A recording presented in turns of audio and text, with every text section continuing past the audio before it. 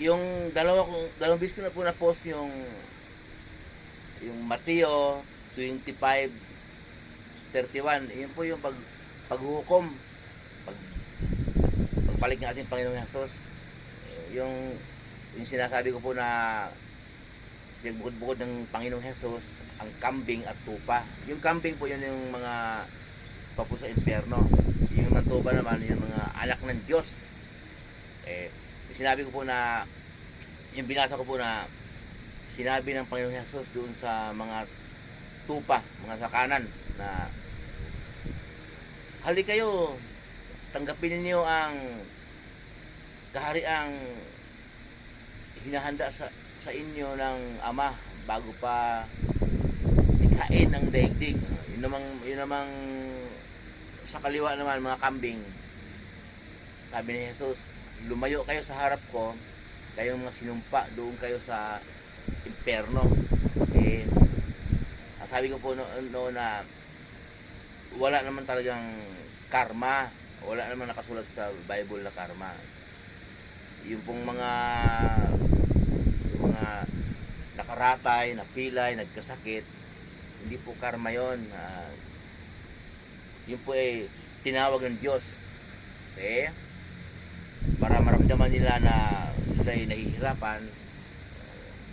Mayroong tao na lalapit sa kanila, dadalhin ng Diyos sa kanila, lalapit na tumawag ka sa Diyos, humingi ng tawad. Dalawa lang po yun, nagkakaproblema ng malaki at nagkasakit. Yung pong mga titawag ng Diyos. Ngayon, tatawag tayo sa Diyos pagka nangyari yon. Kung hindi ka nagkasakit ng malubha, malaking problema. Okay, aking Diyos na makapangyarihan sa lahat, patawarin mo po ako sa aking mga kasalanan, Ama. Inaamin ko sa iyo, Ama, na ulit-ulit akong nagkasala sa isip, sa salita at sa gawa at sa aking maraming pagkukulang sa iyo, Ama. Patawarin po ako, Ama, sa pangalan ng iyong anak na aming Panginoong Jesus, na siya po ang isang pagpagligtas. Okay.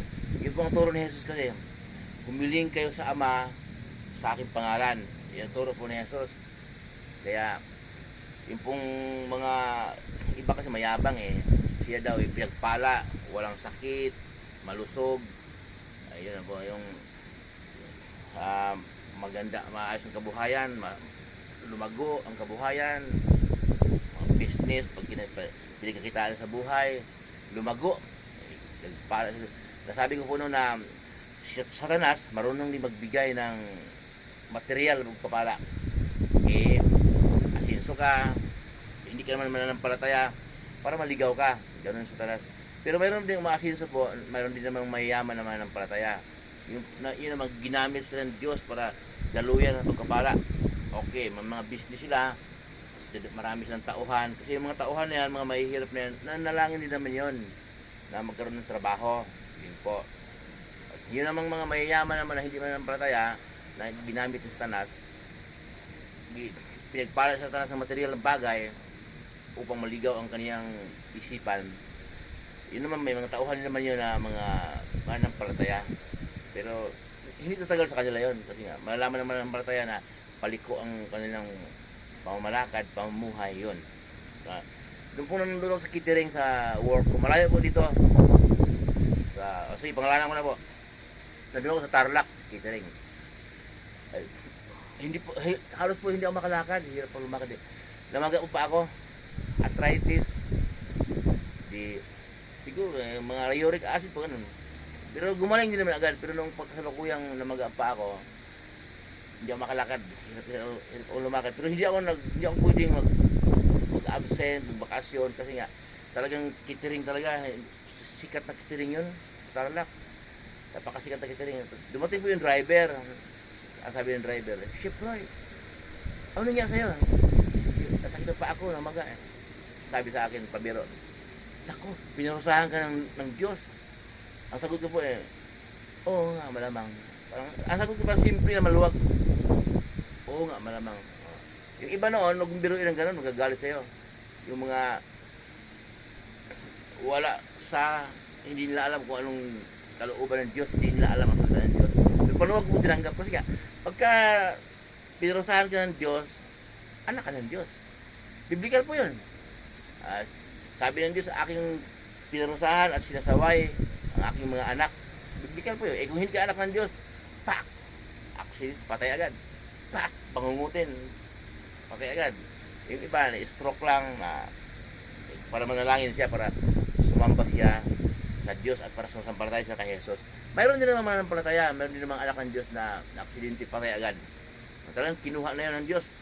Kasi kaya kung hindi siya kukunin, mayroon darating sa buhay niya mapanganib, baka siya ay malikok pa, baka siya magkasala pa. May darating na mapanganib na siya ay matukso. Alam ng Diyos yun, lahat ng galawan natin. Lahat ng galawan po sa mundo, ang Diyos po magkapagalaw. Negosyo mo malakas, kung magyabang, ang Diyos na nagpapalakas. Yung iba naman, talagang napakasilan sa mga tao.